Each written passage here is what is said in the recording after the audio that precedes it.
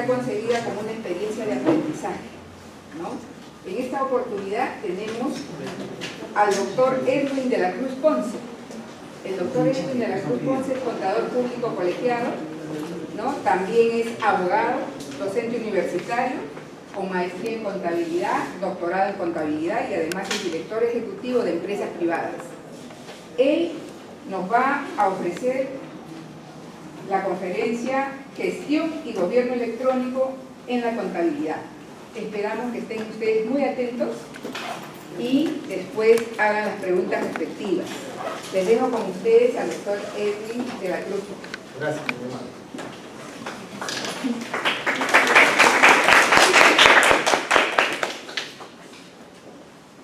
Ante todo, tengan ustedes muy buenos días, estimadas profesoras, estimados alumnos. Todos son estudiantes de la Facultad de Administración, ¿verdad? De Negocios Internacionales. Especialidad de Negocios Internacionales. Bueno, el día de hoy vamos a ver el tema de la gestión y el gobierno electrónico en la contabilidad. Este tema es muy importante, de manera especial para la carrera o especialidad que ustedes siguen, que es negocios internacionales. Ustedes saben muy bien que estamos en un mundo globalizado, por lo tanto, tenemos que estar al tanto de los avances tecnológicos. Entonces, hoy en día, en todo el mundo, se está automatizando las diferentes actividades comerciales, económicas y también las actividades del Estado. Entonces, cuando hablamos de gestión y gobierno electrónico en la contabilidad, básicamente tenemos que primero definir qué cosa es un gobierno electrónico. Y entonces tenemos lo siguiente: el gobierno electrónico es la utilización, ¿no?, de las TIC, ¿no?, que significa la tecnología de información y comunicación, ¿no?, para efecto de entrar al servicio del sector público y del Estado. ¿Cuál es el objetivo del gobierno electrónico? El objetivo es lograr una mayor eficiencia al servicio del ciudadano. Es decir, todas las actividades que presta el Estado hacia los ciudadanos tienen que ser de manera precisa, instantánea, de manera de un servicio de calidad que se da al ciudadano. Entonces, es muy importante entonces definir lo que es el gobierno electrónico. Lo que nosotros queremos a través del gobierno electrónico es una mayor eficiencia de parte del Estado hacia los ciudadanos, ¿no? Y ustedes de repente han investigado en internet, no sé, hay un país súper al 90% que es, utiliza lo que es el gobierno electrónico. En este caso estamos hablando de Estonia, ¿no?, un país que pertenecía a la Federación Rusa, ¿no? Y ahí, por ejemplo, se constituyen las empresas hoy día, y el día de mañana ya esas empresas están facturando, ¿no?, que también va a llegar en un momento dado, que también se va a dar en el país, ¿no? Por eso vamos a hablar del tema que también se llama el gobierno electrónico en la contabilidad, ¿no? Entonces, eso es muy importante. Ahora, por otro lado, ¿cómo se dan? ¿Cuáles son los elementos básicos del gobierno electrónico? Tenemos lo siguiente, por ejemplo. Hay 4 elementos básicos que se dan en la relación con el ciudadano, de gobierno a la ciudadanía. Esto nosotros llamamos interacción digital también, ¿no? Son 4 elementos básicos. Relación de gobierno con los ciudadanos. Es cuando nos referimos que ustedes como ciudadanos en este país necesitan tramitar alguna documentación. Vamos a la RENIEC, por ejemplo, a obtener de repente nuestro DNI. Ahora tenemos pues el DNI electrónico, ¿verdad? O vamos de repente a la oficina de migraciones, de repente a sacar nuestro pasaporte, ¿no? O de repente vamos a un trámite Indecopi, un trámite en diferentes instituciones del Estado. Con el gobierno electrónico, de manera automatizada, este tipo de actividades o gestiones o trámite administrativo tiene que simplificarse. Por lo tanto, tiene que haber cada día una relación más estrecha entre Estado y ciudadanos, ¿no? Por otro lado, el otro elemento, la relación de gobierno con las empresas.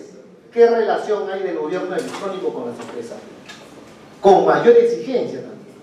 Ustedes saben, como les decía, en Estonia o en China, cada día se está automatizando las operaciones económicas, los trámites que se realizan en el Estado, ¿no? Entonces, en el caso del Perú, también ya hay convenio, por ejemplo, entre el Estado, a través de COFIDE, por ejemplo, ¿no? Que puede facilitar de repente para constituir una empresa. A ver, ¿cuánto tiempo se demora en constituir una empresa? ¿Tienen alguna idea, jóvenes? ¿Una idea cuánto tiempo dura o se necesita para constituir una empresa? Entonces, ustedes que son jóvenes, van a ser emprendedores más adelante, exitosos, tienen que saber de repente los trámites básicos de cómo constituir una empresa. ¿Cuánto es el tiempo que se necesita? ¿No? Que más adelante yo le voy a especificar cuando hablamos de constitución de empresas. Pero en sí, la relación gobierno electrónico con las empresas tiene que ver, por ejemplo, qué facilidad el Estado le da a los empresarios, qué facilidad le da el Estado para efecto de pagar de repente sus impuestos de manera virtual, qué facilidad le da el Estado a que quiere ser empresarios o emprendedores como ustedes más adelante de repente, ¿no?, para efecto de constituir una microempresa. Entonces es importante el gobierno electrónico para el efecto de buscar el desarrollo de las empresas en el país. Otro elemento importante también es la relación del gobierno con los empleados. Es decir, hoy en día, si ustedes van al Ministerio de Trabajo, de repente hay páginas en internet donde el Ministerio de Trabajo promueve la oferta laboral juvenil, ¿verdad? Entonces, ustedes vía internet entran a la página web del Ministerio de Trabajo y ven la bolsa de trabajo. Entonces, el empleado también debería saber cuál es el récord de su aportación. Entra vía internet, debe saber cuánto es su aportaciones o el tiempo que ha laborado, tanto para las AFP, tanto para la ONP, qué sé yo, ¿no es cierto? Entonces, tiene que haber una relación estrecha cada día más a medida que se va implementando el gobierno electrónico, ¿ok? El otro elemento importante también de la interacción digital es la relación del gobierno con otros gobiernos. ¿A qué nos referimos de la relación del gobierno con otro gobierno? Nos referimos básicamente en la cual el Estado como gobierno central tiene que tener una relación estrecha con los gobiernos locales, es decir, con las municipalidades. El gobierno central tiene que haber una relación con el gobierno regional. El gobierno central también puede tener una relación de gobierno a gobierno con otros países. Por ejemplo, el gobierno de Perú con el gobierno de Bolivia, el gobierno de Perú con el gobierno de Argentina, de Estados Unidos, de Europa. Por eso ustedes que estudian negocios internacionales, hay convenios, ustedes saben, inclusive de comercio exterior, ¿no es cierto? Entonces, con más exigencia, para poder buscar el desarrollo del país, tiene que haber una relación estrecha entre estos elementos, de gobierno a otro gobierno. Por ejemplo, hace poco ha habido elecciones municipales, ¿no?, que se han sufragado. Los gobiernos locales tienen un presupuesto municipal. Entonces, si hay un gobierno electrónico, va a facilitar de repente la transferencia de dinero, va a facilitar que las personas sepan qué se puede construir en su distrito, qué se puede construir en su provincia o en su región. Entonces, con un gobierno electrónico, la actividad del Estado va a ser más transparente, va a permitir de repente que el ciudadano de a pie pueda de repente saber cómo son las licitaciones públicas. Porque ustedes saben que, seguro habrán investigado o estudiado, que en las licitaciones públicas lamentablemente hay mucha corrupción y la gente tiene que dar una comisión para ganar una obra pública. Sin embargo, con un gobierno electrónico, evidentemente va a haber una mayor transparencia, una mayor eficiencia y por lo tanto va a contribuir al desarrollo económico social del país, ¿no? En conclusión, también podemos decir que los trámites que hacen los ciudadanos con el Estado, el objetivo es transformarlo en una interacción digital. Por otro lado, tenemos la tecnología de la información y comunicación, los TIC. ¿Qué son los TIC? Son el conjunto de elementos tecnológicos que se necesita para la producción, ¿no? En este caso, los elementos de video, los elementos de sonido, de textos, etcétera, etcétera, que nos ayuda de repente a procesar determinada información para prestar un mayor servicio de calidad en las instituciones del Estado. ¿Ok? Por otro lado, también se dice que estos medios o elementos que interactúan entre sí son elementos físicos, que en este caso puede ser el hardware, que puede ser la computadora, el software, que son inmateriales o activos intangibles. El conjunto de estos elementos nos permite de repente procesar, almacenar y prestar un mayor servicio en determinadas instituciones del Estado.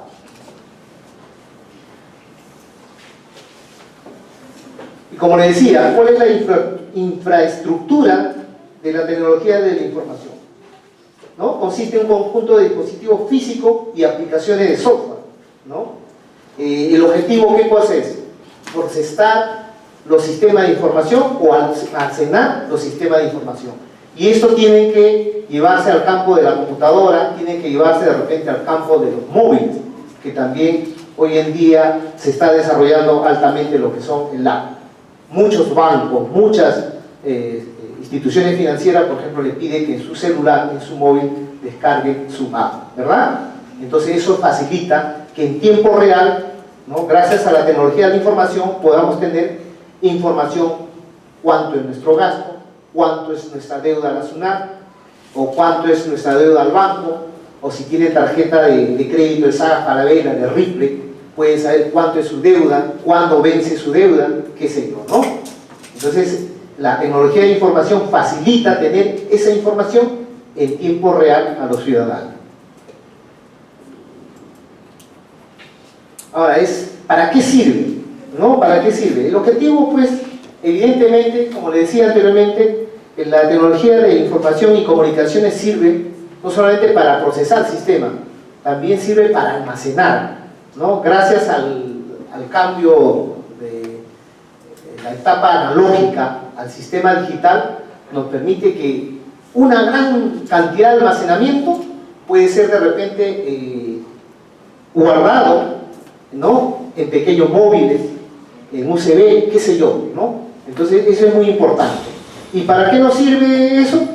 Para procesar información, nos sirve para desarrollar determinadas actividades productivas, determinados servicios, ¿no? Ahora, ¿cuál es el impacto de la tecnología de información y comunicación? ¿No? Ustedes saben que los países desarrollados, justo hoy día en la mañana, no se han visto los medios de comunicación, ha salido una ley que en Colombia se prohíbe entrar a las aulas con los celulares. Entonces el Congreso de la República ha aprobado que no se puede ingresar con los móviles a los colegios, ¿no es cierto? Entonces ahí hay cuestionamiento, hay ventajas, desventajas. Entonces tenemos que entender de que el impacto que se da en la sociedad el utilizar la tecnología de información y comunicación es que va a formar parte de nuestra cultura, ¿no? Lo que sí tenemos que hacer es cómo potenciamos la utilización de repente de los móviles. Por ejemplo, en Estonia, todos los niños van con sus móviles al colegio. Y entonces a la profesora le dicen, señorita, pero ¿no lo está volviendo adicto a esos niños, a los celulares, los móviles? Él dice, no, siempre y cuando se dé una adecuada utilización de los móviles, ¿no?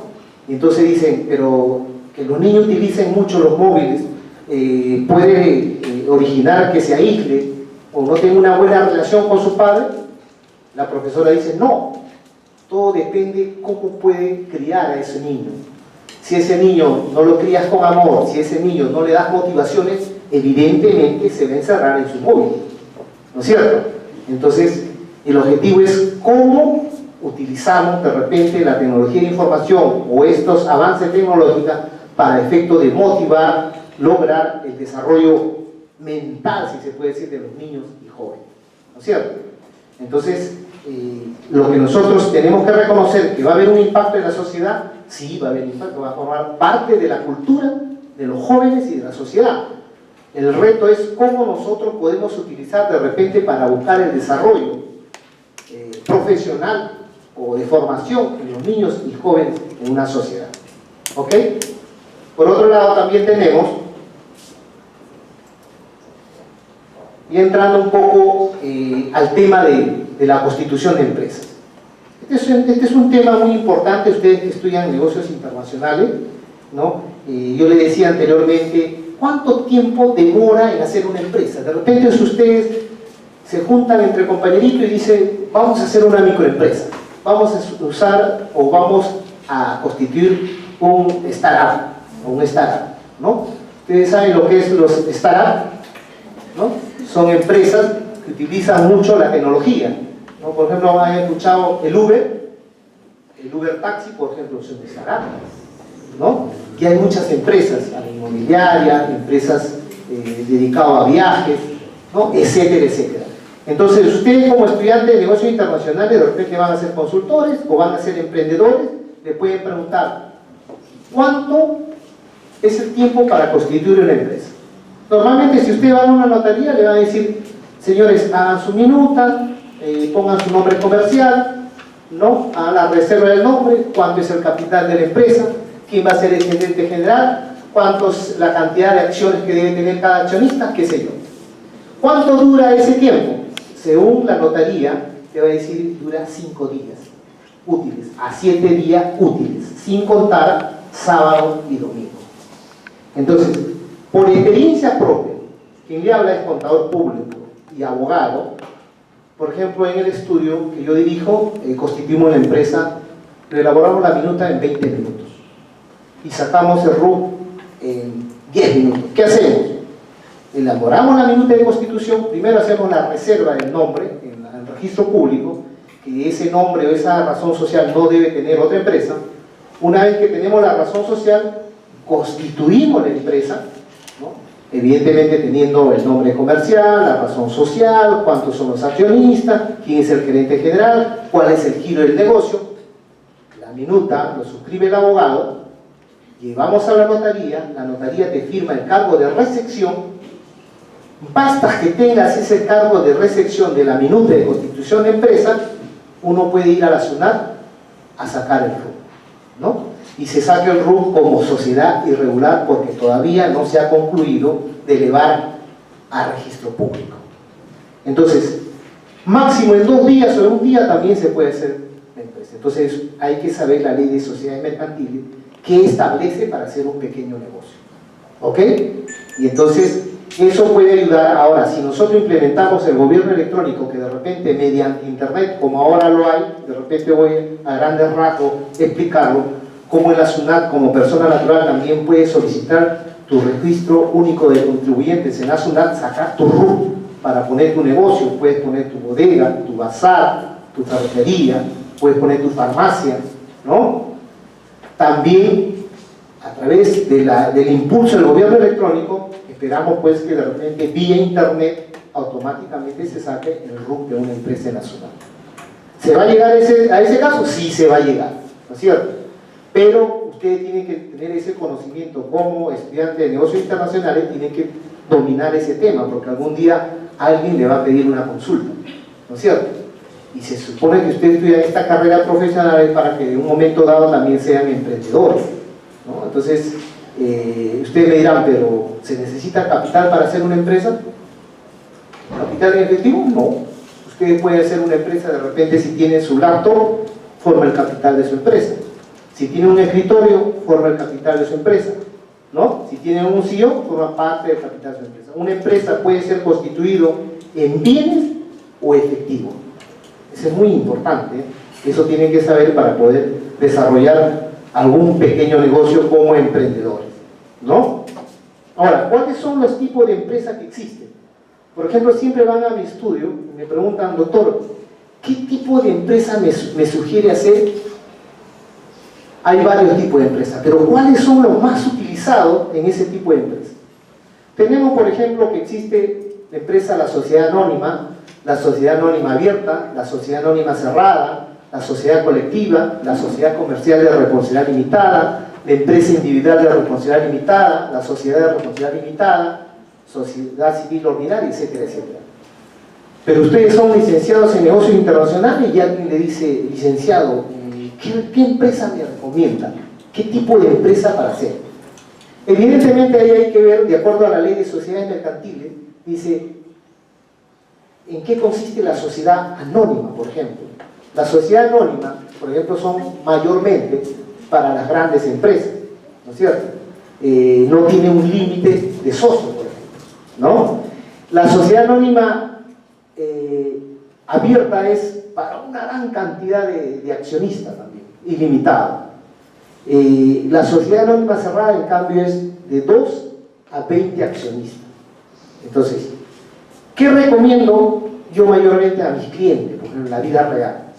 Les recomiendo que hagan una sociedad anónima cerrada, porque de repente son 2, 3 accionistas, entonces les recomiendo una sociedad anónima cerrada. ¿Y por qué no les recomiendo una sociedad comercial de responsabilidad limitada? Acá hay una diferencia. Las sociedades anónimas, su capital está dividido en acciones. La sociedad comercial de responsabilidad limitada está dividido su capital en participaciones. Ahora, cuando ustedes de repente se juntan 3 jóvenes y hacen una sociedad anónima cerrada, de repente constituyen, qué sé yo, un mini market o una florería, ¿no? Si de repente esta empresa, ustedes como emprendedores lo hacen una empresa exitosa, cuando es una sociedad anónima cerrada, esa empresa ustedes pueden venderlo a otra persona, transferir sus acciones a otra persona. Viene alguien del extranjero y te dice, te compro tu empresa. Por ser una sociedad anónima cerrada y su capital está en acciones, ustedes pueden vender esa empresa. Pueden ganar mucho dinero, ¿no? Imagínate cuántas empresas conocidas ustedes han escuchado. Tenemos, por ejemplo, Floratel, ¿cómo se llama esa empresa? ¿De flores? Rosatel, ¿no? Floratel, Rosatel. Por ejemplo, vemos esa empresa de los dueños de Inca Kola, han escuchado Tambo, ¿no? Pero bueno, ese es de la corporación Linde, de los dueños de Inca Kola. Entonces ellos están basados posiblemente en una sociedad anónima abierta, ¿no? O una sociedad anónima, porque tienen cantidad de accionistas, ¿no? El caso que yo he visto con mayor constancia son las sociedades anónimas cerradas, ¿no? Entonces, si ustedes convierten una empresa tipo Rosatel, vienen empresarios extranjeros, de repente ¿cuánto es el costo mínimo de una empresa? Bueno, exagerando, 800 soles. Si lo llevan a la cima del éxito de esa empresa, puede venir un empresario y de repente comprarle a $100.000, $200.000. Todo está en función cuánto tiene su volumen de venta, cuánto está posicionado su marca, ¿no? En el mercado, ¿no? Entonces eso tiene un costo, ¿no? Y cuando una empresa se vuelve muy conocida, también se puede alquilar la marca. ¿Cómo se llama el alquiler de marca? Franquicia, ¿no? Ustedes han visto Pizza Hut, han visto ¿qué empresa? Bueno, Rocky, Norquis, son franquicias. Ustedes de repente dicen, hay como 200, 300 locales. ¿Ustedes creen que los dueños están ahí? No. Esas marcas lo han alquilado, esas franquicias lo han alquilado. Ustedes se juntan en un grupo y dicen, van al dueño de Rocky y le dicen, alquílame su marca. Ya, muy bien, te alquilo, pero ustedes van a establecer ese negocio de acuerdo a los requisitos y condiciones que te pone la empresa, ¿no? Porque ellos no quieren que de repente crean mala imagen a su marca. Pero eso sí, cada mes por la utilización de mi marca me vas a pagar de $5.000 mensuales.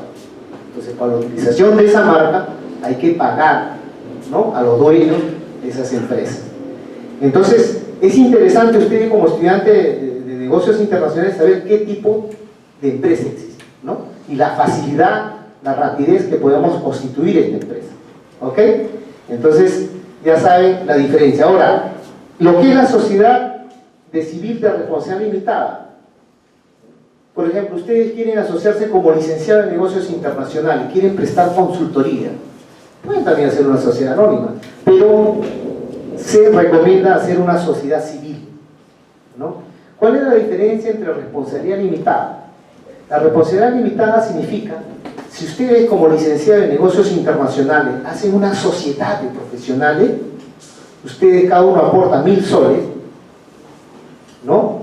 Como capital de esa empresa, y de repente tienen una deuda de 100.000 soles, solamente cada socio de la sociedad de responsabilidad limitada solamente responderá hasta los 1.000 soles que aportó.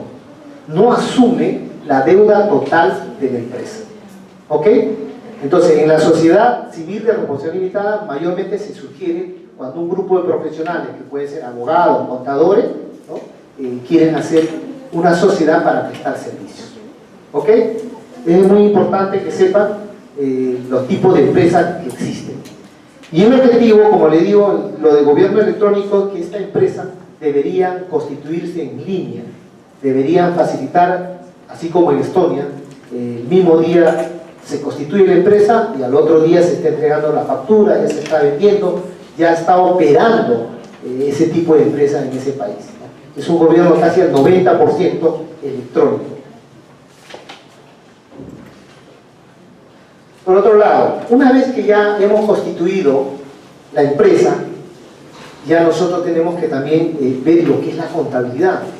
O sea, ya se constituyó la empresa, constituyeron su empresa, ahora tienen que llevar la contabilidad. La contabilidad es muy importante en el manejo de la empresa.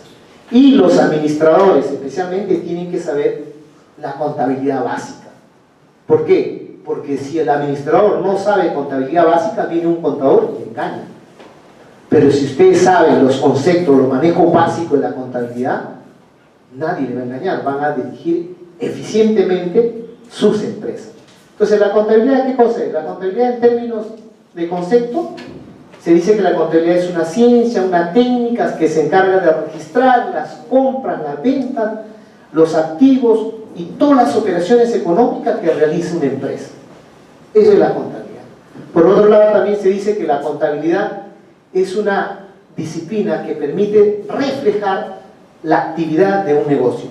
También se dice que la contabilidad nos permite ver la variación del patrimonio de la empresa, ¿no? ¿Ustedes han llevado contabilidad básica? ¿Sí? Entonces ahí ya ustedes han definido qué cosa es un activo, qué cosa es un pasivo, qué cosa es un patrimonio, qué es un activo fijo, etcétera, etcétera, ¿no? Entonces es importante entonces saber los conceptos de contabilidad. Por otro lado también, aparte de ¿cuál es el objetivo principal de la contabilidad? El objetivo principal de la contabilidad es saber cómo va evolucionando la actividad económica financiera de la empresa. Es decir, el objetivo es saber cuál es la situación financiera económica de una empresa. ¿Estamos perdiendo? ¿Estamos ganando en la empresa? ¿Cuál es su patrimonio real? ¿No? ¿Cuál es el estado financiero de una empresa? Entonces, eso es importantísimo. Entonces, por eso es importante saber también la contabilidad, ¿no? Saber cómo vamos creciendo en términos económicos en la empresa que nosotros podemos dirigir. Ustedes como administradores tienen que saber la radiografía, tienen que saber cómo va su activo, los bienes y derechos de la empresa, cómo van las deudas, las letras por pagar, las letras por cobrar, para poder ver con exactitud cuál es la situación económica de esa empresa. Y como licenciados en administración, tomar las decisiones adecuadas, ¿no? En qué situación se encuentra la empresa, ¿no? Entonces es muy importante, es muy importante. Por otro lado, ya ingresamos a lo que es la contabilidad electrónica. Ustedes, con mayor razón, por la generación que pertenecen, tienen que manejar lo que es la contabilidad electrónica. Por ejemplo, se dice que en la contabilidad electrónica se utiliza la tecnología de información y comunicaciones para efecto de registrar todas las operaciones económicas, todos los libros contables. Seguro en contabilidad básica les he enseñado que existe pues la contabilidad, los registros contables de compras, el registro de ventas, habrán hecho, me imagino, inventarios, ¿no? Habrán hecho el libro diario, el simplificado, de repente el mayor, y de repente han elaborado su balance de comprobación para llegar al final a elaborar los estados financieros, que en este caso son, ¿no? El estado de ganancias y pérdidas, tanto por función, por naturaleza, y culminar con el balance general de la empresa, ¿no es cierto? Entonces, en la contabilidad electrónica, eso también lo ve a través de los libros electrónicos, ¿no? Y esto se divide en función al tamaño de las empresas, ¿no? En la contabilidad electrónica, por ejemplo, las MIPES, ¿qué libros básicos de contabilidad llevan? Compras, ventas y simplificado. Si es una mediana y gran empresa, lleva contabilidad completa. Lleva las compras, las ventas, el simplificado, el inventario, diario, ¿no? Lleva casi la totalidad de la empresa. Inclusive, la SUNAT, en lo que se refiere a contabilidad electrónica, pide también algunos anexos más de los libros clásicos, ¿no? Que puede de repente pedirte un libro donde registra los inventarios de los activos fijos, ¿no es cierto? O un libro donde también registra los activos intangibles. ¿Cuáles son los activos intangibles, jóvenes? El software, las cosas inmateriales, las marcas, las patentes, ¿no es cierto? Esos son los activos intangibles, ¿ok? Entonces la contabilidad electrónica es muy importante para que ustedes como licenciados en administración tomen decisiones adecuadas, ¿no? Y puedan desarrollar la empresa, ¿no? Ahora, evidentemente la contabilidad electrónica, la SUNAT te obliga a llevar determinados libros contables, ¿no? Tienes que registrar a través de medios electrónicos de manera mensual. Hay que hacer la declaración ante la SUNAT, ¿no es cierto? Hay que hacer cada mes cuánto de ventas y compras has tenido, cuánto de impuesto general a la venta se va a pagar mensual, cuánto de impuesto a la renta mensual se va a pagar, etcétera, etcétera, ¿no es cierto? Entonces es muy importante en este caso la contabilidad electrónica, que a través de medios electrónicos es declarar mensualmente los ingresos y gastos de las empresas, ¿no? Y esto se realiza evidentemente, cuando hablamos de medio electrónico, es que a través de la página web de SUNAT nosotros podemos declarar esos ingresos y gastos de la empresa, ¿no es cierto? Entonces tenemos, por ejemplo, el programa de declaración telemática, tenemos ya que se va a concluir pronto lo que es el Declara Fácil, como en otros países, por ejemplo, ¿no? Como en otros países, el trabajo del contador ya casi no hay trabajo. Por ejemplo, vamos a Estados Unidos. En Estados Unidos, ¿ustedes creen que los contadores tienen bastante trabajo mensual? No. Acá ustedes cuando hacen su empresa van a requerir un profesional contable. Cuando van a Estados Unidos casi no necesitan un contador. ¿Por qué? Porque todo está automatizado. Si ustedes hacen una venta, es una venta a través de la factura electrónica. Si hacen una compra, es una compra a través de la factura electrónica. Todo se centraliza. Esas operaciones económicas que hacen en Estados Unidos se centraliza en la SUNAT de Estados Unidos, que se llama el IR, ¿no? Que tiene otra denominación, y cuando van a declarar automáticamente van a la página web de SUNAT en Estados Unidos y van a encontrar ustedes la liquidación ya casi hecha. Solamente entran con su contraseña, su usuario en la página web de Estados Unidos y van a ver cuánto es el monto de IGB y cuánto es el monto de renta pagada. Lo que tienen que hacer es ratificar si están de acuerdo. Entonces al contador no lo necesitan. ¿En qué momento necesitan al contador público en Estados Unidos? Lo necesitan en el momento de hacer la declaración jurada anual de impuesto a la renta al año. O sea, una vez al año requieren al contador en Estados Unidos. En el caso del Perú, que todavía no se ha consolidado al 100% lo que es la utilización del gobierno electrónico, todavía mensualmente requerimos al contador cada mes que nos declare nuestros impuestos. ¿Ok?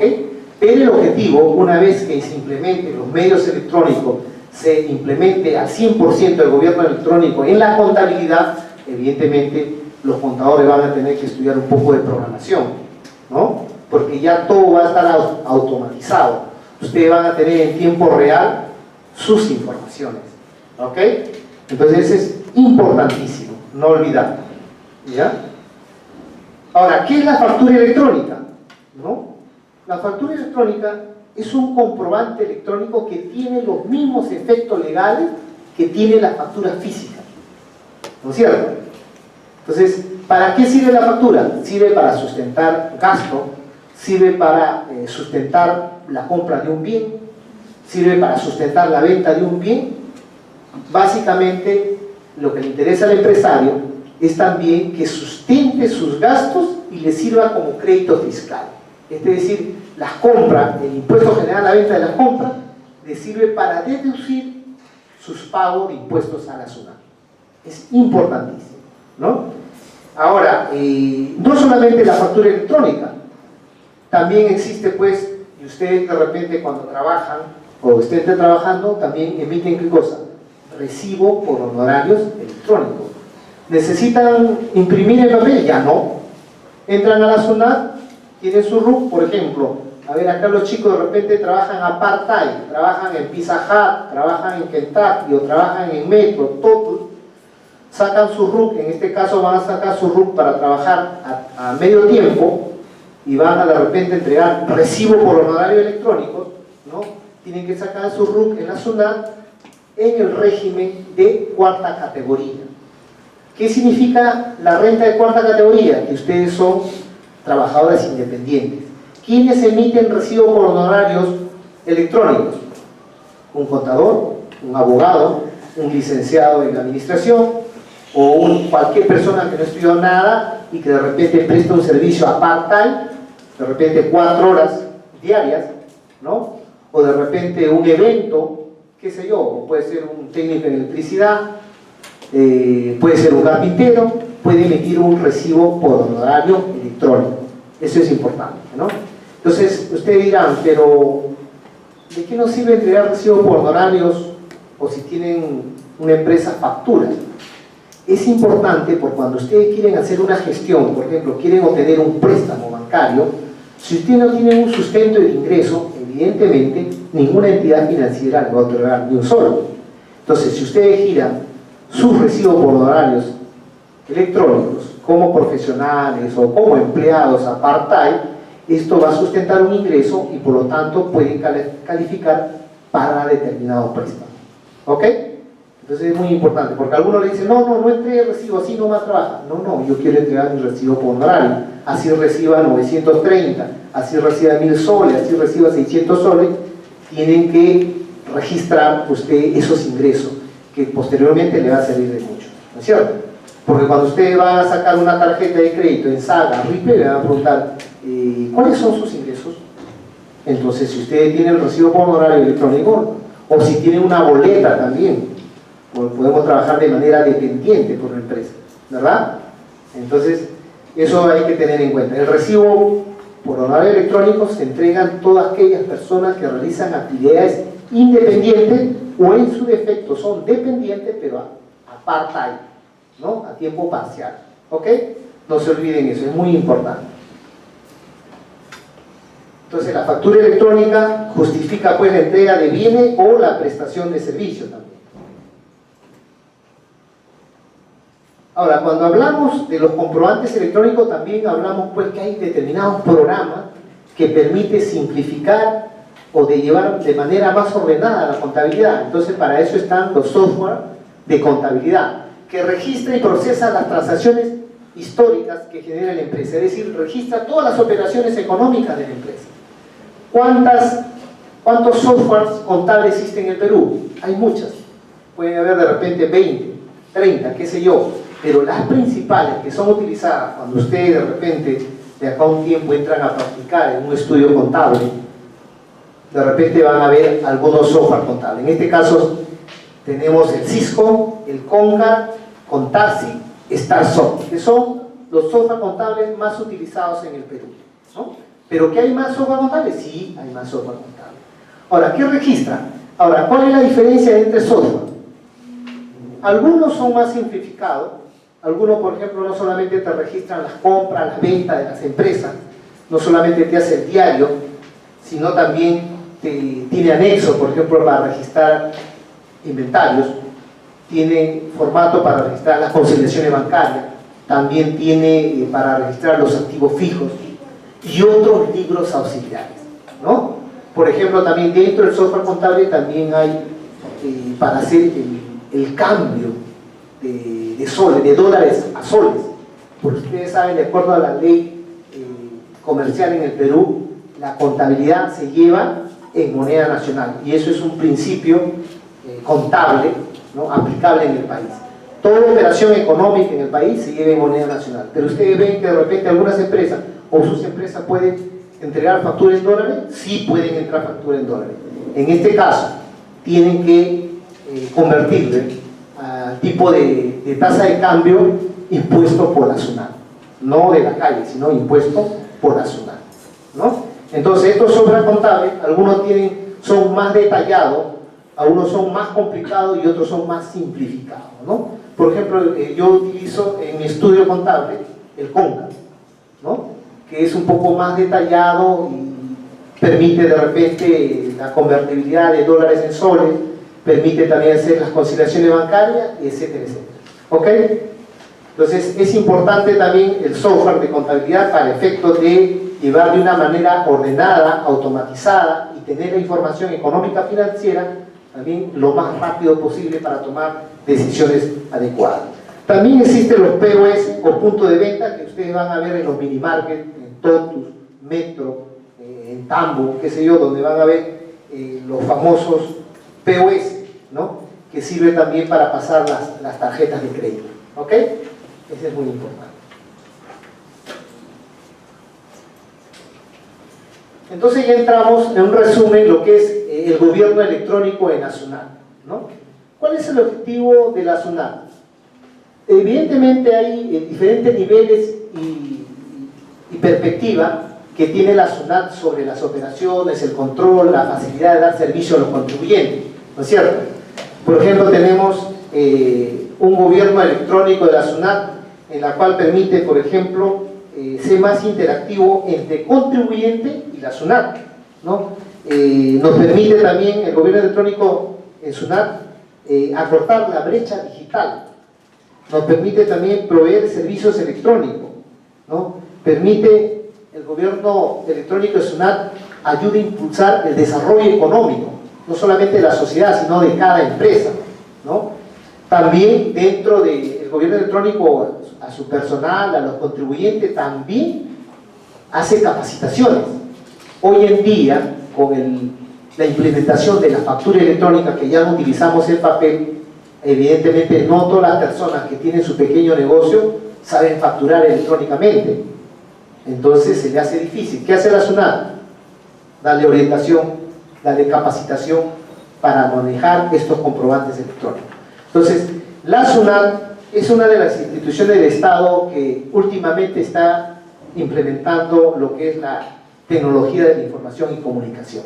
Es una de las instituciones más avanzadas en el país, ¿no? Así como también Indecopi, no sé si lo han escuchado, que también ha impulsado la tecnología, y ustedes mediante el correo pueden hacer su queja. De repente van a consumir en un restaurante, hay un mal servicio, piden su libro de reclamación o vía correo mandan su reclamo a Indecopi y Indecopi le contestan vía correo, ¿no? Y después le invita a una conciliación extrajudicial, ¿no? O en su defecto sigue la queja o el reclamo ante un mal servicio, ¿no? Entonces eso es importante. Según Indecopi, cada establecimiento tiene que tener un libro de reclamación. Por ejemplo, ofrecen determinado producto y te dan otro producto, o de repente te atienden mal. Entonces para eso existen los libros de reclamación, y ahí en lo que es tecnología, Indecopi también tiene un gran avance para los reclamos, para el servicio de los usuarios. Entonces acá tenemos una pirámide de cómo ha ido evolucionando la SUNAT en los años, desde el año 1994. Hay un espacio que se llama Presencia, que comienza con el teledespacho el año 94 y termina el año 1997 con el sitio web SUNAT. Es decir, comienza a implementar los programas de declaración telepática, que es los PDT 621, ¿no? Tenemos el sitio web aduana, donde uno puede entrar a la web aduana y verificar de repente las importaciones, ¿no?, que puede haber realizado los empresarios, ¿no? Y también tenemos la otra etapa de la interacción, donde ahí se usa una mayor tecnología, que comprende después del año 2000 hasta el año 2015, donde ya se comienza a utilizar el famoso programa SOL del sistema de operaciones en línea, ¿no? y donde ya existe también los avisos electrónicos, existe la app SUNAT para las aplicaciones móviles, ¿no? Entonces, eso del sistema de operaciones en línea ha ayudado bastante porque permite consultar. Por ejemplo, nosotros queremos saber si un RUC de determinada empresa existe, entramos a la página web SUNAT y podemos verificar en consulta RUC si realmente existe esa empresa o existe esa persona natural con negocio, ¿no? Ahora, cada persona cuando va a sacar su RUC a la SUNAT, o cada empresario que va a sacar su RUC a la SUNAT, le dan una clave SOL que se llama. Esa clave SOL tiene su usuario, tiene su contraseña, y a través de esa clave SOL puede verificar cuáles sus pagos, si están cancelados o hay saldos pendientes, ¿no? Puede saber de repente si le ha llegado notificaciones, porque ahora cada empresario, cada persona que saca su RUC tiene que darle un correo electrónico a la SUNAT y su móvil. Entonces ustedes cuando dejan de pagar a la SUNAT le llega el correo a un buzón electrónico o en su defecto le llega a su móvil mensaje: usted está debiendo a la SUNAT IGB tanto, usted está debiendo a la SUNAT renta tanto, ¿no? Entonces en esta etapa de la interacción evidentemente se implementó lo que es el sistema SOL o sistema de operaciones en línea, o también se puede descargar ahora en la app SUNAT a través de aplicaciones móviles. De ahí ya se pasó a la etapa de la transacción, que tiene que ver mucho con los pagos electrónicos aduaneros, tiene que ver con los remates de aduana, el pago virtual tributario, los carritos de pago, qué sé yo, ¿no? Hasta llegar a la cima que se llama la etapa de transformación, donde ahí tenemos la ventanilla única de comercio exterior, que es el BUCE. Tenemos ya la implementación de las facturas electrónicas de la MIPE, tenemos la factura para la gran empresa, el recibo por honorario electrónico y las notificaciones electrónicas, ¿no? Lo que yo le mencionaba, ¿no? Ya para sacar su RUC tiene que sí o sí entregar un correo electrónico, un número de móvil, ¿no? Porque en caso ustedes no actualizaran esa información, evidentemente cuando quieren sacar su comprobante de pago, pues quieren emitir una factura electrónica o un recibo por honorario electrónico, no van a poder hacerlo. La SUNAT va a decir: actualice su información. Por repente perdieron el móvil y no cambiaron de número o cambiaron de número, no informaron a SUNAT, no les permite emitir sus comprobantes electrónicos. ¿Ok? Es muy importante eso de la evolución en la SUNAT. Entonces, en esa evolución de los servicios electrónicos, que no es en líneas generales, podemos decir hay una evolución pues que se da, que en un comienzo, no sé si, bueno, ustedes todavía son jovencitos, pero hace mucho tiempo nosotros utilizamos lo que era el disquete, ¿no? Entonces, ahora ya no se necesita el disquete para declarar a SUNAT, ¿no? Basta de repente, de manera virtual, hacemos la declaración a la SUNAT para pagar nuestros impuestos, ¿no? Ahora utilizamos el USB, por ejemplo, para tener una mayor información, y cada USB, a pesar de ser un soporte en miniatura, puede almacenar una gran cantidad de información. Entonces, la evolución histórica nacional, que hemos pasado de disquete, hemos pasado a otro tipo de TIC, ¿no? Ahora utilizamos la página de internet de SUNAT para declarar virtualmente. Entonces ya no necesitamos ningún tipo de soporte para declarar nuestros impuestos a la SUNAT, ¿no? Entonces esa es la evolución de los servicios electrónicos en SUNAT. Y así sucesivamente en este gráfico se muestra, ¿no? Desde el sitio web de SUNAT, la oficina virtual, las notificaciones electrónicas, el app en SUNAT, ¿no? Entonces, como les seguía comentando, cada día hay un avance en lo que se refiere al uso de los servicios electrónicos en la SUNAT. Ahora, ¿cuál es el objetivo de los principales servicios electrónicos de la SUNAT? ¿No? Es muy importante porque nos permite, de manera virtual, con su clave SOL, por ejemplo, yo lo que le manifestaba, podemos hacer actualización de nuestra ficha RUC. Por ejemplo, tiene un negocio, pusieron un minimarket, el minimarket se llama de repente Tumbo, ¿no? Pero ponieron otro nombre. Entonces usted entra con su clave SOL y actualizan el nombre comercial de su negocio. Entonces ahí de manera virtual. Entran a la página web de SUNAT y van a actualizar los datos de su ficha RUT. Entran a la página web de SUNAT, van a hacer su declaración y pago electrónico de sus obligaciones tributarias y aduaneras. Entran a la página web de SUNAT, pueden emitir su recibo por honorario, pueden emitir su factura electrónica.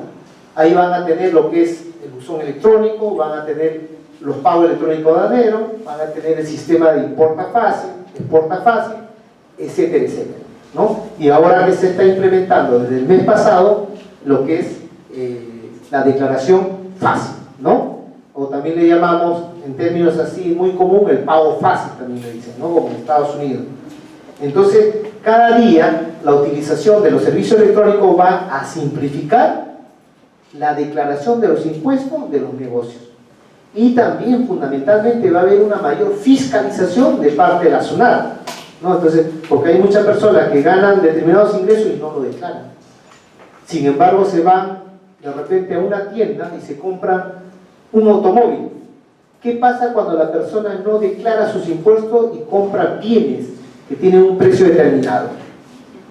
Le va a llegar una notificación de la SUNAT donde le van a decir que hay una inconsistencia, ¿no?, en sus actividades económicas, por lo tanto tiene que regularizar cómo es posible que usted sin ganar, no tener suficiente ingreso, se ha comprado al contado un auto de repente.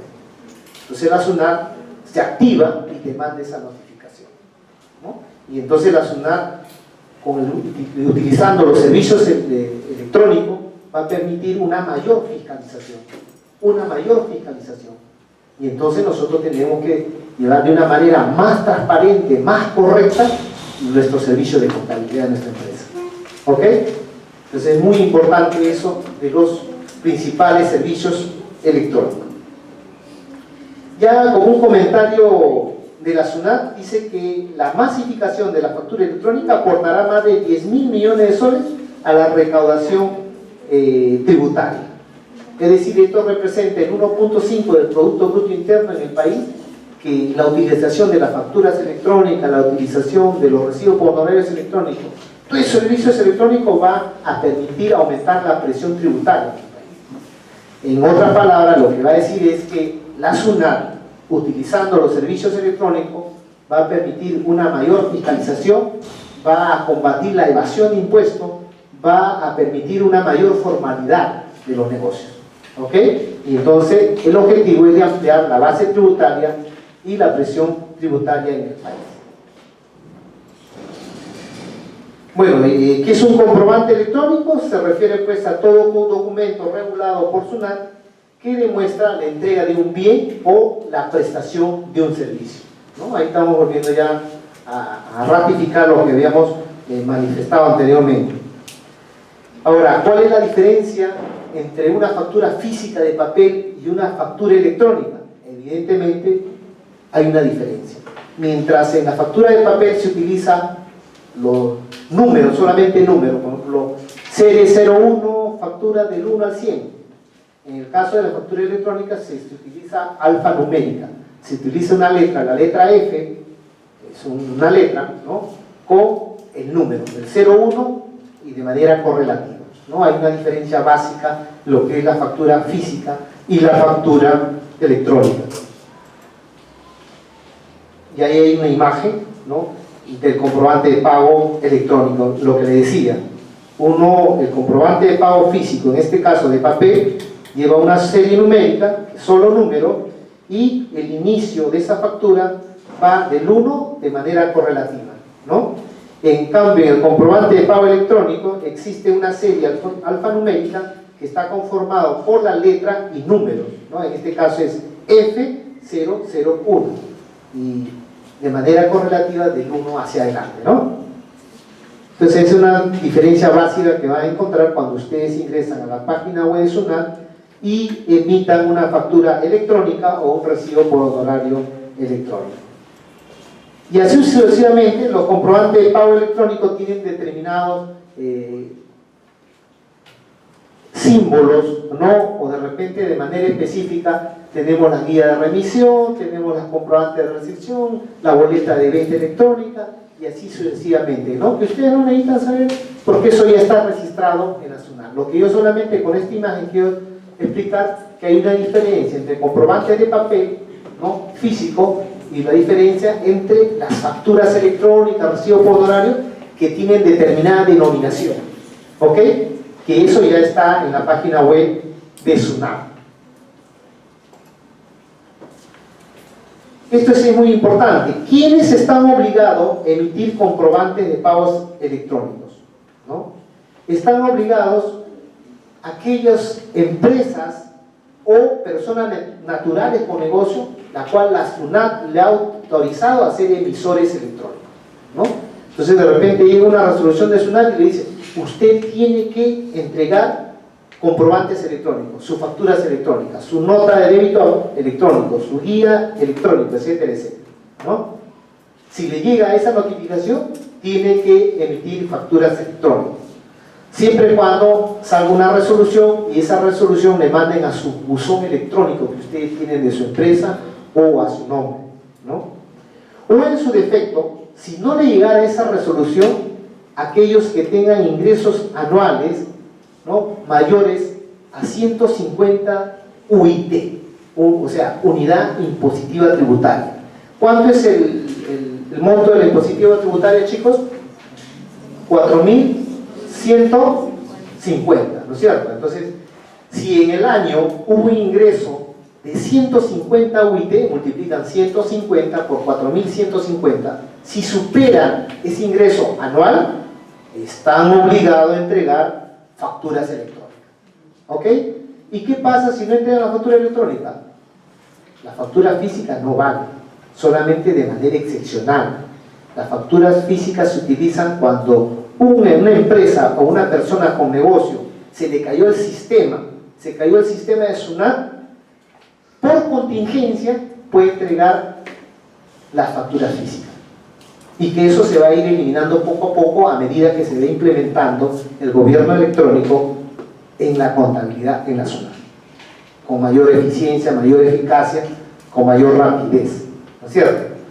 Entonces, ya saben ya que están obligados, si sale la resolución de SUNAT, o en su defecto toda persona con negocio o empresa que tenga un ingreso al año de venta o ingresos mayor a 150 UIT.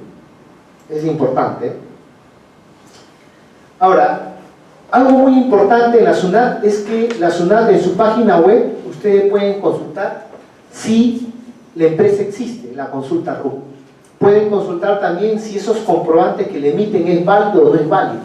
Entonces, la página web SUNAT ha puesto ahí un link donde dice, sin clave SOL, o sea, sin tener la contraseña, ustedes pueden entrar libremente en internet, entran a la página web SUNAT y ven si ese RUC está habido, si ese RUC existe, ¿no es cierto? Entonces, eso es muy importante, ¿ya? O también en su defecto, es con consultas también con clave SOL, ¿no? Entonces, cuando ustedes van a la SUNAT a sacar su RUC, le van a entregar una clave SOL, donde está el usuario y la contraseña.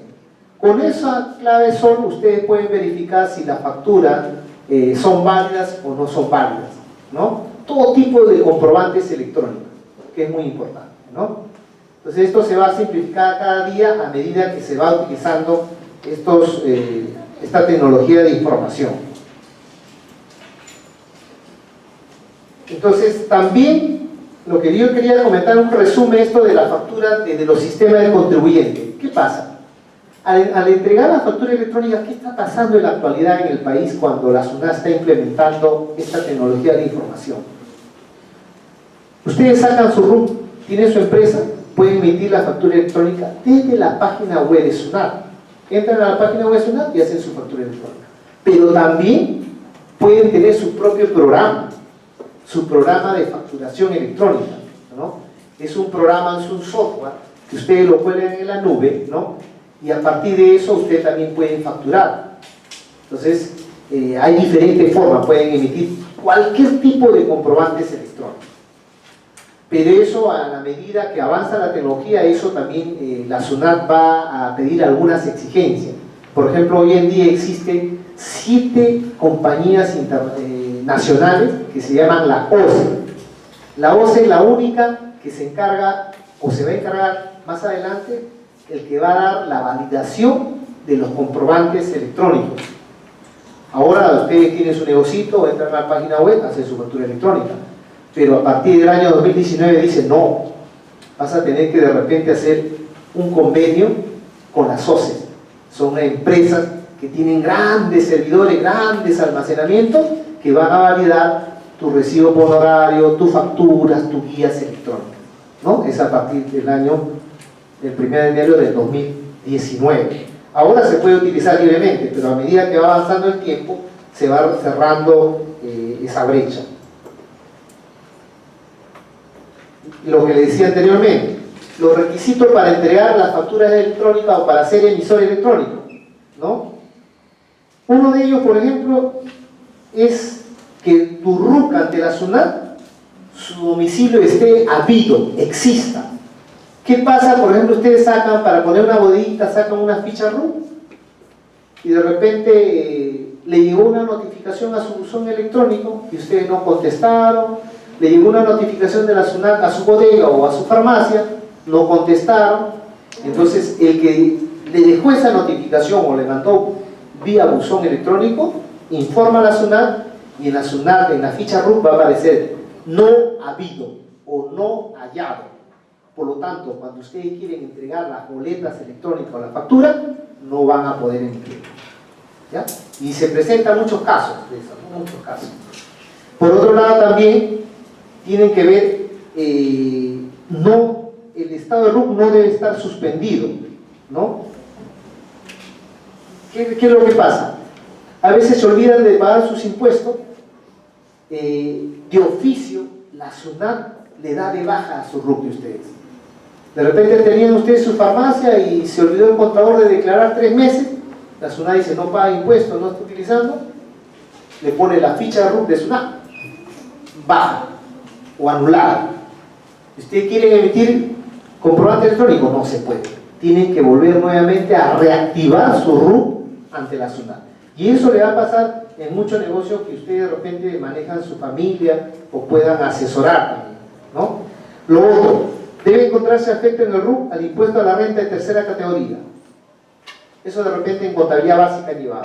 Cuando ustedes ponen un negocio, o ponen una bodega, una farmacia, están afectos a renta de tercera categoría. Es decir, la renta de tercera categoría es aquella persona que compra y vende determinados productos o servicios, ¿no es cierto?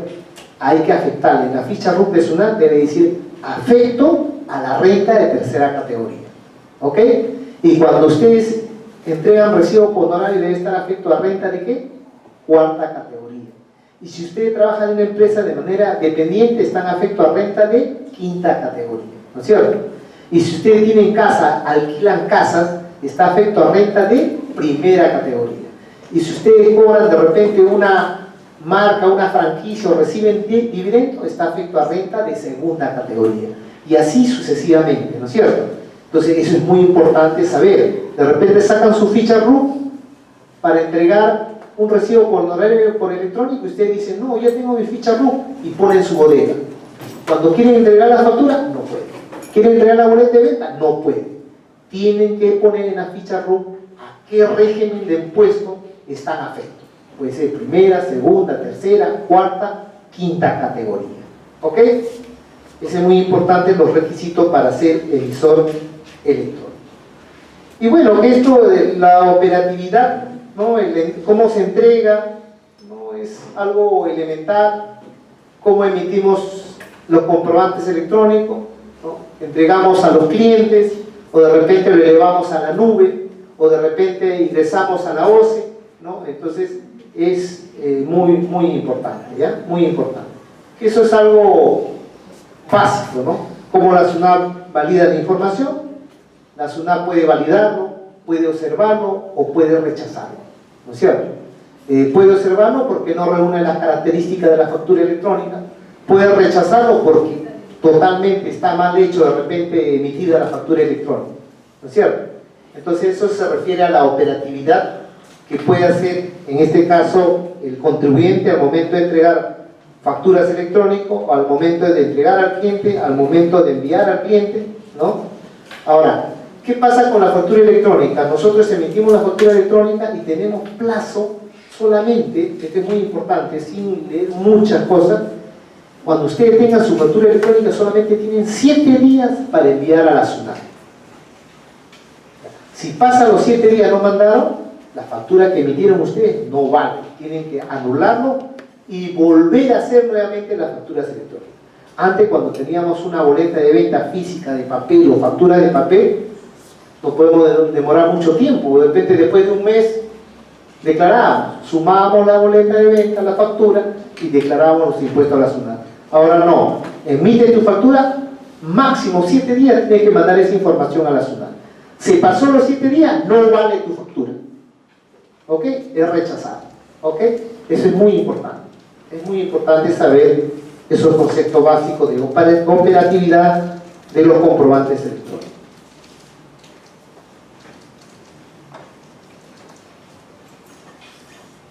Bueno, ya esto, lo que le explicabas, está a través de una imagen, ¿no? De una manera más simplificada, ¿no es cierto? Por ejemplo, desde la factura electrónica desde los sistemas del contribuyente.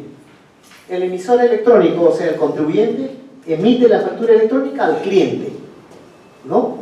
Vía internet, ¿no es cierto? Entrega al cliente, pero en una segunda etapa también envía un ejemplar de la factura, ¿no? Para su validación. En este caso se llama la OCE, ¿no? O de repente uno tiene su propio sistema. Es una validación de que, bueno, tiene una determinada denominación, estándar VL, contenido, consistencia y tiene una firma digital. Para que también nosotros emitamos la factura electrónica tenemos que pagar. Actualmente se paga cerca de $100 para que tenga la validez de todas las facturas electrónicas o comprobantes electrónicos que entregan. Si no pagan ese certificado digital, no pueden entregar esa factura. Se paga una vez al año, $100, para que tenga la validez de la entrega de esas facturas, ¿no? Y una vez que tiene la validación, se valida, o sea, es válida esa factura electrónica, ingresa a la SUNAT, ¿no? Y la SUNAT emite un CDR, una constancia de aceptado, o en todo defecto puede también ser rechazado, ¿no? Y una vez que entrega la factura electrónica a la SUNAT, el cliente con su clave SOL, su contraseña, puede hacer las consultas a la SUNAT. Es decir, por ejemplo, ustedes antes tenían una boleta de venta o una factura de venta, se les perdía, ya no había forma de... quedaba ahí, ¿no es cierto? Pero en cambio, cuando se entrega una factura electrónica, se le pierde de repente ese papel térmico que tiene una facturita, ese ticket lo pierden, ustedes con su clave SOL ingresan a la SUNAT y recuperan esa factura o boleta de venta electrónica, ¿no? Entonces eso es lo que ayuda a la tecnología, ¿no? Pueden hallar o investigar si es válido o no una factura electrónica, ¿ok? Entonces ese es muy importante, ese cuadrito. Bueno, se vuelve a repetir esto de los sistemas de contribuyentes, ¿no? Cómo el contribuyente entrega a los clientes, cómo lo valida la SUNAT, ¿no? Es muy importante, por ejemplo, no es obligatorio que primero se envíe el ejemplar de la factura, ¿no? A la SUNAT, no es obligatorio antes de enviarle al cliente. Hay que tener en cuenta si es rechazado, hay que tratar de repente de subsanar algunas observaciones o rechazos de los comprobantes electrónicos. Lo que le decía anteriormente, con la clave SOL puede haber consulta de comprobantes electrónicos. Consultas sin clave SOL, hay consultas con clave SOL, consulta en línea para emisiones electrónicas, etcétera, etcétera. Entonces, lo que nosotros hemos llegado a la siguiente conclusión, que es que el avance de la tecnología digital en la contabilidad permitirá una mayor fiscalización en los contribuyentes, ¿no? Y también va a contribuir a que haya menos evasión de impuestos, va a permitir que haya una mayor formalidad. Es decir, lo que es gestión y gobierno electrónico en la contabilidad implica un reto para los jóvenes. ¿Qué significa? Tienen que actualizarse en tecnología de información y comunicaciones.